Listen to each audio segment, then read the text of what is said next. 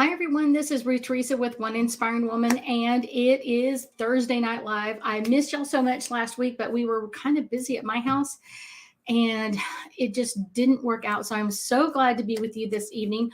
We are going to be talking about, hello, Miss Carmen. Yes, we are all moon children, especially with that super strawberry moon out there. We were just like, oh my gosh, went out and saw it last night. Was it last night? Night before. Oh my gosh, it was ginormous. I have some pictures. I'm going to post them eventually. But I was completely enthralled. I love our moon. I've always kind of been a moon child, so I totally get that one. Hopefully everybody's having a great week. I know a lot of people are being affected by this super full moon, especially since it's literally our last full moon was our eclipse. And that really ruffled some feathers. I want to say like a lot of people really had, I want to say like a super hard time, but you could feel the energy a lot more. And then, oh, you're also a Cancer. My husband is a Cancer. And so we're going to talk about that if we have enough time at the end, kind of like our Cancer season that's coming up. So, and I get that with your energy. You are such a Cancer, such a healer for people. People love Cancers because they're so healing. So let's talk about, hey, Miss Gigi, our full moon. This one is in the sign of Sagittarius, but let's talk about the full moon. Really, we only have 3 super moons in 2022, and this is the first of 3. And like I said, it's kind of interesting that it comes on the moon cycle right after an eclipse, and that sometimes it happens because the way it kind of gets in the tangle of the alignments and that sort of thing. But I will tell you that this moon has been really intense because we're still on that eclipse energy. And a lot of times, like people think, oh, but the eclipse was, a month ago. Yeah, it was a while back. The thing is that energy stays with us really, really high for about 4 to 6 weeks. Hey, Miss Gracetta. Hey, Denise. For about 4 to 6 weeks, that energy stays really high. And then it kind of calms a little bit after the eclipse, but it stays higher than normal until we have the next eclipse. And then it kind of bumps it up again. So it's like we never really get over eclipse energy. And that's just kind of the way we deal with things. So we're always in an eclipse kind of energy. Thank you, Miss Sissy. So our full moon is in the sign of Sagittarius. And one of the things that most people don't understand about a full moon is about releasing. So I often kind of say it's kind of like the way I think about it is like creators kind of handing us an open trash bag. What are you choosing to let go of?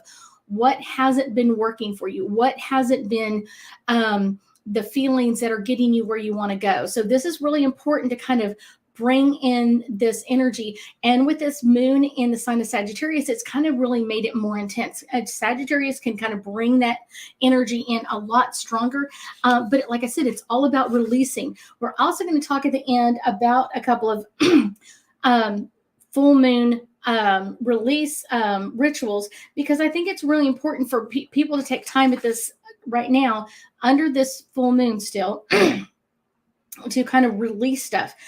Full moons are considered a very powerful time to detoxify your body, release things, kind of letting go of things that haven't worked in the past, because so many times like we can't kind of keep bringing it into the next week. And I often tell people it's kind of like dirty clothes. Like if you didn't finish washing all your dirty clothes last week, you're going to draw it into your next week. Well, people do that all the time with relationships, with business ideas, with where you want to go in your life. All kinds of relationships with your boss, relationship with your friend, relationships with your family, your sister, your brother, your cousin, whatever it is. All of that, we kind of keep going, like, I'll bring it into the next time we meet and we're going to get healed. And it doesn't work. And it's one of those, we've got to let it go at some point. We've got to release that. So really what we've got to do is kind of go through a transformative thing. And usually the best way to do that is to go through a ritual. Full moons are all about like this revolution of kind of letting things go and releasing things so that we can kind of get down to the heart of what's really working for us, what's not. And kind of the best way to answer that is is this resonating with me is a good question to ask yourself. Like, if this idea, is this resonating with me or is it holding me back?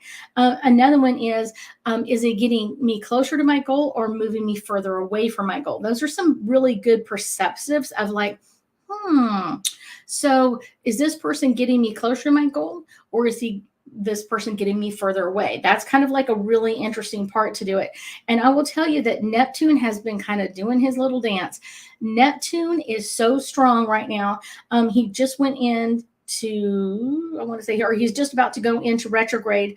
But he's the planet of illusion and confusion and kind of like this very crazy energy, especially around a full moon, of kind of casting this veil over us of kind of like, creating a fogginess, or things kind of like we feel distant from other people, or we kind of feel like there's fogginess in the air, or there's a miscommunication in the air, like you're not quite understanding. I totally get that. My husband and I just had a conversation and we're like, I don't think you understand. I said, I don't think you understand. And then we realized we were talking about the same thing, but we were not feeling like the other person was understanding us. And so that's a really important thing. And this happens a lot with Neptune in this energy. And then we've got this eclipse energy. And then we also have our super full moon. So make sure that you're getting on the same page and you're getting that confusion kind of cleared out. Like, I thought you said this, but maybe I want to double check, or maybe I want to triple check to see what you're doing in this part.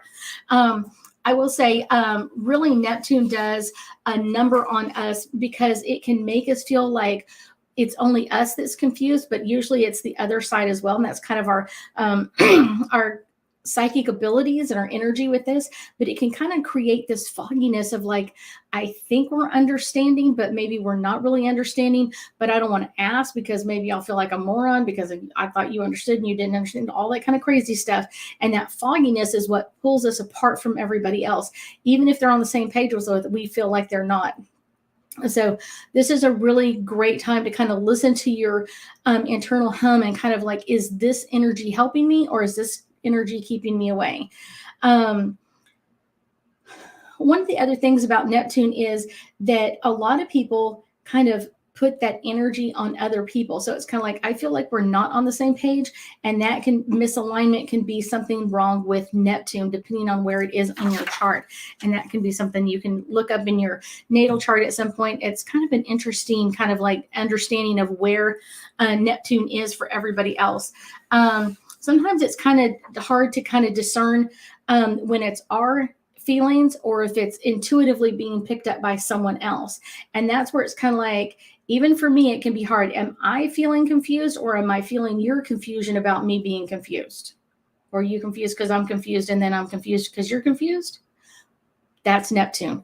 That guy, oh my gosh, he's great in a lot of ways, but some days he's a little bit more crazy than others.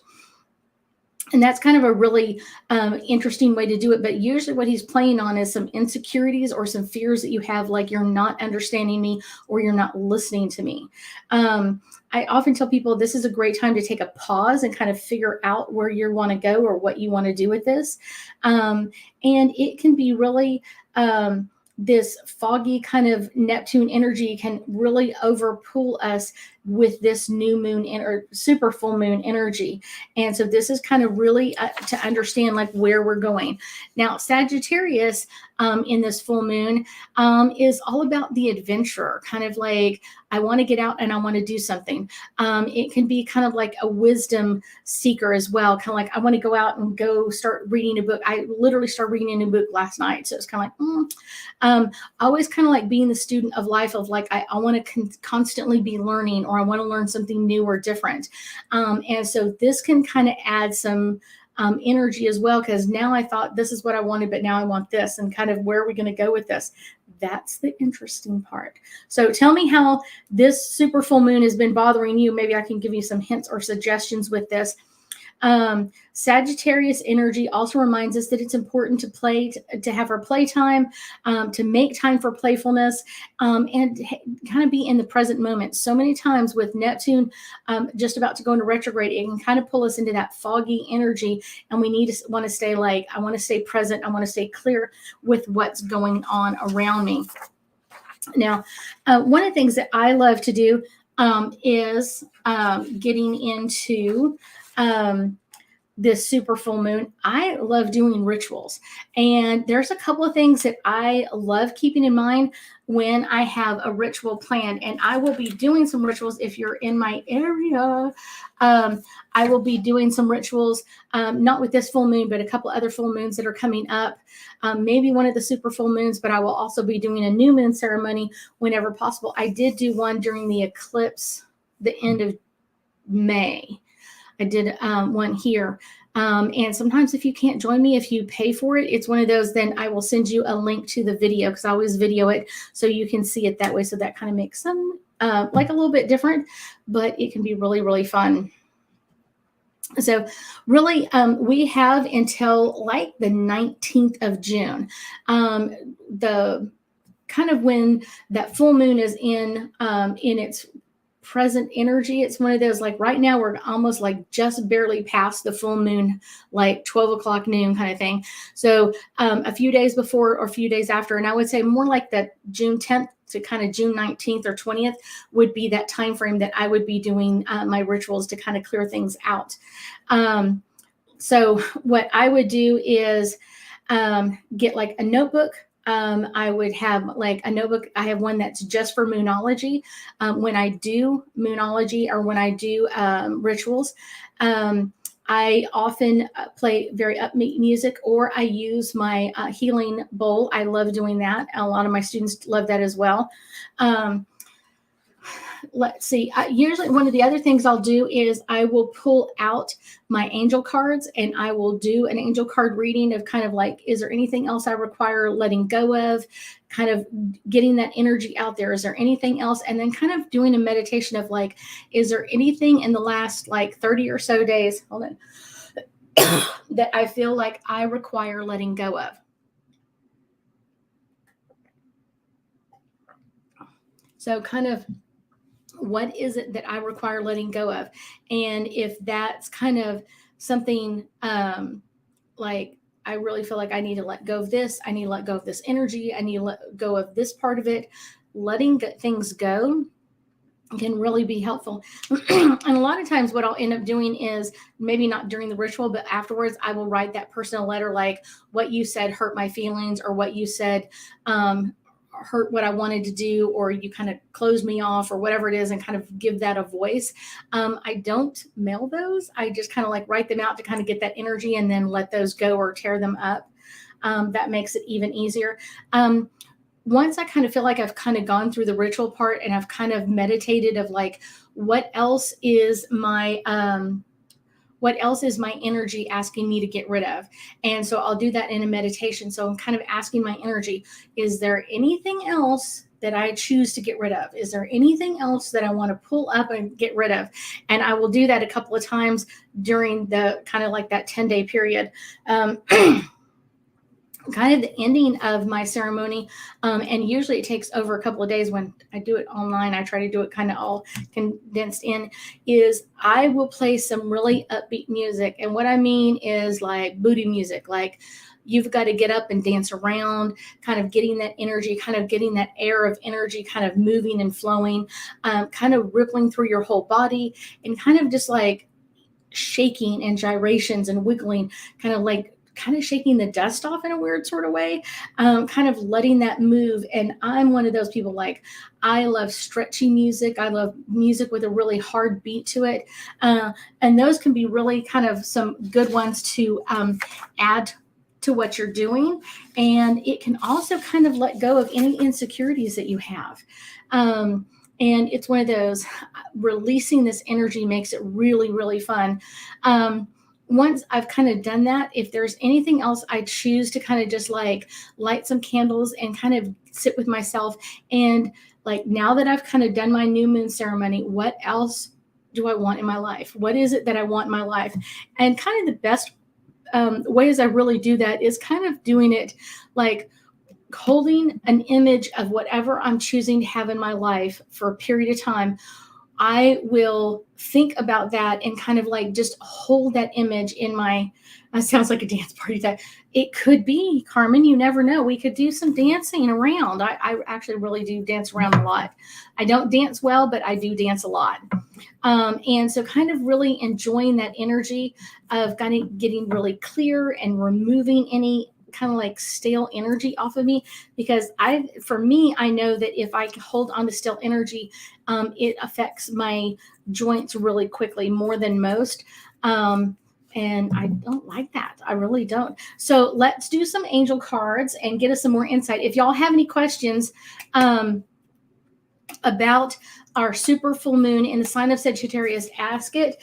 And if we have any leftover time, we'll talk about kind of our Cancer season that literally starts in just a few days. So I'm going to pull some angel cards. So if you have any questions, I'm going to give you some time while I answer go through these.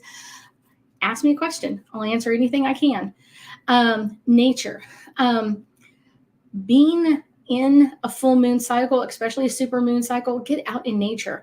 Go outside, sit in the moonlight, and really enjoy that energy. Really, really, really enjoying that energy. Kind of one of the best things that you can do is kind of enjoy that energy of just kind of being with everybody else. I love being with myself, kind of grounding myself, doing a grounding meditation out in the moonlight. And I love also taking pictures of the moonlight. So that's kind of one of my weird, quirky things. This is a really good time to get in touch with your guardian angel. This is a great meditation that you can do to get some messages. What else do you require letting go of? What's coming up next? What can you get prepared for? Your guardian angel has a lot of information. If you haven't, I have a meditation on how to get in touch with your guardian angel. And that is a great way to do that, to kind of get in touch and kind of get some more information. Archangel Michael, one of my favorites, most people's favorite, Archangel Michael, and he can help you kind of like cut cords when you're doing your meditations or moving around, and also really get you ready for getting cleared energy, because a lot of times people attach to our energy in some unhealthy ways, and that's not good because it can really hold us back in a lot of ways. Music is what we're talking about, Karma, doing some boogie music. I love certain musics. Like I said, I love ones that have a really heavy beat, but have a slow beat as well. So I really like a heavy, slow beat. I kind of one of those, like I like wiggling around, moving around a lot. And I'm a very stretchy person, so I love to stretch and I love to kind of push around in that energy and get ready for whatever's coming up next for me. Because you've got, in 2 weeks, you've got a new moon that we've got to deal with in a good way, of what do you want to bring in new? What else do you want to bring in new? Enchantment. I love going out, and every time I see a full moon, I feel like a kid, basically enchanted by the moon, like, oh my gosh, I love the moon.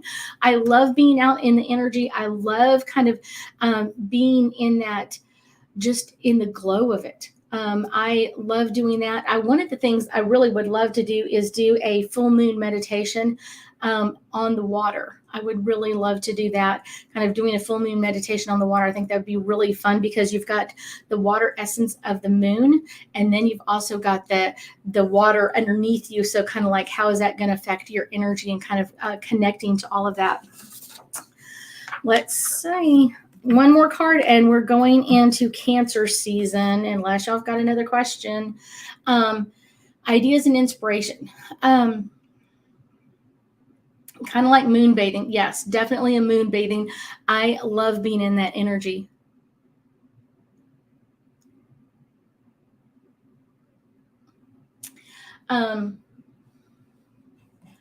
Okay, we'll get into this. Hey, Christine. Hey, Denise. We're going to get into Cancer season. This is my last one. So basically, if there's any other ideas or inspiration that comes up around the full moon, this is ideas to get rid of things and kind of get ready for what's coming up next. So that is a really good part to understand of what do you want to get rid of, what else is coming up, and where is this taking us? Let's see. Let's start. we've got about 5 days, I think, before Cancer season starts. And I've got a video on this. I'm going to kind of hit some of the highlights. If y'all have any questions, let me know. Cancer season starts June 21st and runs through July 22nd. Basically, Cancer season is usually about kind of like focusing back on our roots and our interior life, kind of like our inner life. Where are we going with this? I will tell you that most Cancers love the sun. And so I don't mean you need to be out in the sun all day long, but I will tell you that when you are in the Cancer season, take some time every couple of days, if not every day, to go sit out in the sun, 5 or 10 minutes, and kind of just really relax in this energy, really take focus for yourself. And this can really talk about kind of taking care of yourself. Cancer people are crazy in a couple of ways. So let me explain this to you. Cancer people are so nurturing. They can't not nurture. And so it's one of those, the problem is that they get so focused on nurturing everybody else that they really forget to focus on them. And that's the hard part. It's one of those, most of the time they're so focused on everybody else. Let me nurture you. Let me nurture you. Let me nurture you. Let me nurture you. And then when it's time for them, they're like, I'm so tired. Just go. I'm too tired to do anything. And that's kind of what Cancer season, Cancer people are all about, is kind of like just pushing that energy. Now, I will tell you that we're going to have some stubborn energy in this Cancer season because we've got so much energy from Mars affecting this Cancer season. And that can kind of bring up aggression. It can bring up arguments. And it can also kind of bring in this stubborn energy because Mars is in the sign of Taurus, which can be a little stubborn, just so you know. But this can be really an interesting one because it's going to be forming a long time opposition to Pluto, which is about the planet of the underworld and power and control. And that's going to be under the energy of Cancer. So you're going to have like this, I want to heal, but I want to do it my way and under my control. So that's going to be a very interesting energy coming up.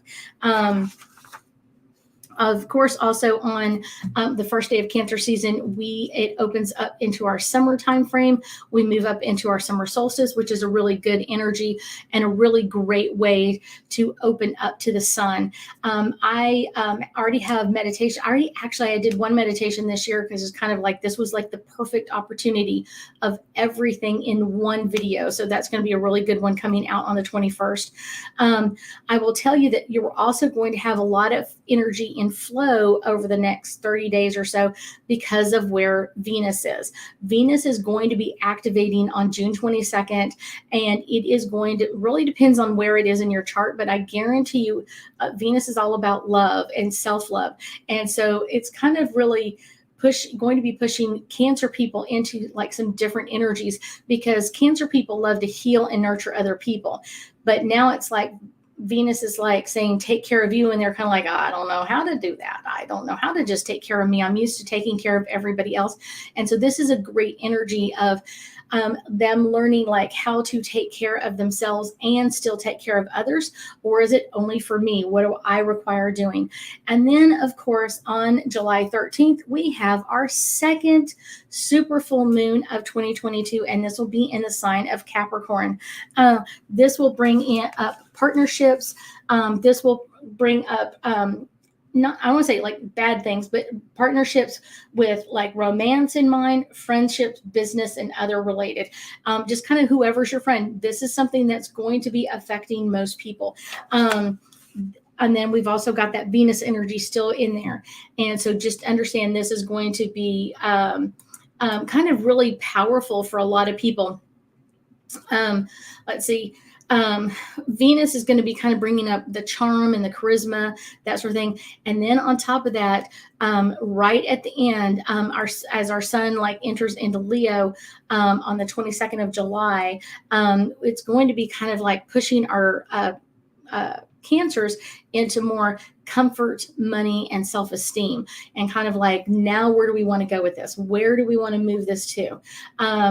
Kind of like the energy of all of this. So this will be a really great way to do this. And one of the things that kind of comes up when we kind of hit that right on that cusp of like right between Cancer energy and Leo energy, we are going to be moving into a really strong sign, and a lot of connectiveness with Sirius and some other stars as well. And this is going to be bringing in some really strong energy for the next like probably 3 weeks or so of like connecting us back to our Egyptian roots. So if you've ever had a lifetime in Egypt, this is going to be a time where you're going to be like, I want to go home. I want to go home, and really bringing up that really strong connective energy. Any other questions? Anything else I can answer for you guys? I will guarantee you that this is going to be a great energy for most people. We will also have right at the end of Cancer season, we'll also have Jupiter station retrograde. And for a lot of people, this is going to be kind of moving some stale energy or some stuck energy into your career area. So just so you know, this is going to be kind of an interesting one. And then we also have Mercury going into retrograde for the 3rd time out of 4 times this year. So wow, we're going to be going retrograde again. This is going to be a really great season. Cancer season is usually a very lovely time. Like I said, get out in the sun for a little bit each day. It's going to help your energy and kind of amp things up. Doing your moon bathing, like Carmen suggested, is really going to be a really fun one. If you can go out and moon bathe and have your music on, I guarantee you are going to be in heaven, because it's going to be amazing energy. It is really, really going to be amazing energy. One of the things that my team and I are working on is that we will be doing an open angel card reading like I used to do many years ago. We will be doing one of those one time, if not 2 times, down into kind of like answering angel cards questions like I used to do a long time ago. We're going to see how that works out for everybody, because it takes a lot on my team to be able to do all this. Sissy's asking, how do I suggest I communicate or connect with my guardian angel? I have a meditation for that, Sissy. So if you go to my YouTube channel and you're on Facebook, I'll try to remember to post that up tonight. If you go to my YouTube channel and just search my name, Ruth Theresa, there is one on how to communicate with your guardian angel. It is a great way to do that. It is really a lovely thing to do, especially during a meditation. This can be like a very special time for not only for you, but for other people as well. So this can be really an interesting time to get their communication, kind of getting their communication, especially if you're a Cancer season. A lot of times people think, I thought this way, like when it's Cancer season, the energy is on your side and everything's going to flow really well. Well, usually it doesn't, because it's like you're getting a double dose of your energy. Not only are you getting a dose of your energy with what's going on, but you're getting a dose of your energy from everybody else around you. And so it's kind of like blankets everything. So I'm a Virgo, but then I have Cancer season, and it kind of overflows me because I have to deal with Cancer season over everything else. And so if you're a Cancer and you have Cancer season, it can really overwhelm you a lot in some interesting ways, but not overwhelming. But usually people are thinking like, oh, I'm going to be, like free and clear and sailing free and clear and I don't have anything to deal with. Usually it's not. It's because you have so much Cancer energy coming from everybody else. It can overwhelm you as well. It can be really an interesting one. So I thank you guys tonight. Hopefully I'll be on next week. I will post everything and I will send out a link to my meditation with your guardian angel. I thank you so much, guys. I'll talk to you soon.